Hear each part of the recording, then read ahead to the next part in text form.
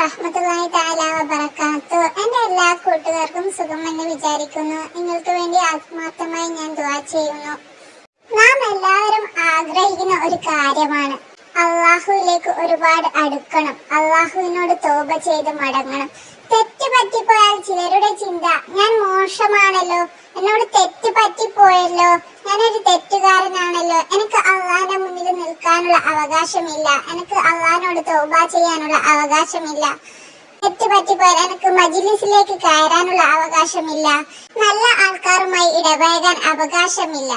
വീണ്ടും നല്ല ആൾക്കാരുമായൊക്കെ ഇടപഴകാതെ ദുഷിച്ച ചിന്തയുമായി നമ്മളെ തെറ്റുകാരാക്കി നമ്മൾ എല്ലാ കാര്യത്തിൽ നിന്നും അകന്നു നിന്ന് വീണ്ടും തെറ്റിലേക്ക് തന്നെ പോകുന്നതിലും നല്ലത് നമ്മൾ അള്ളാഹുവിനോട് ദുആ ചെയ്യുക, തൗബ ചെയ്യുക. അള്ളാഹു പറയുന്നത്, റസൂല് പറയുന്നത്, നമ്മളോട് തെറ്റ് പറ്റിപ്പോവും, എല്ലാ മനുഷ്യരോടും തെറ്റ് പറ്റിപ്പോവും. തെറ്റ് പറ്റിപ്പോയാൽ ആ തെറ്റ് നമ്മൾ സ്വയം ഉൾക്കൊള്ളുക.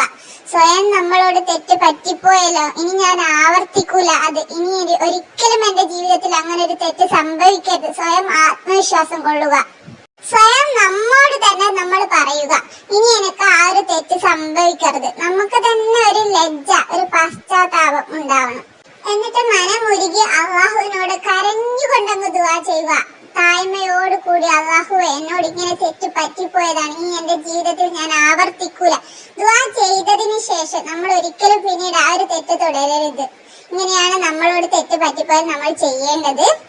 അപ്പൊ പിശാച് നമ്മളെ നല്ല ദീനിപരമായിട്ട് നടക്കാൻ സമ്മതിക്കൂല. പിശാച് നമ്മളോട് ഇങ്ങനെ പറഞ്ഞുകൊണ്ടേയിരിക്കും, നീ തെറ്റ് ചെയ്യുന്നവനാണ്, നീ തെറ്റുകാരനാണ്, നിനക്ക് അവിടെ നിന്ന് പോകാനുള്ള അവകാശമില്ല, നീ വീണ്ടും തെറ്റ് ചെയ്യൂ, അതാണ് നിനക്ക് നല്ലത്. അപ്പൊ നമ്മൾ പിശാചിന്റെ നേരെ വഴങ്ങരുത്.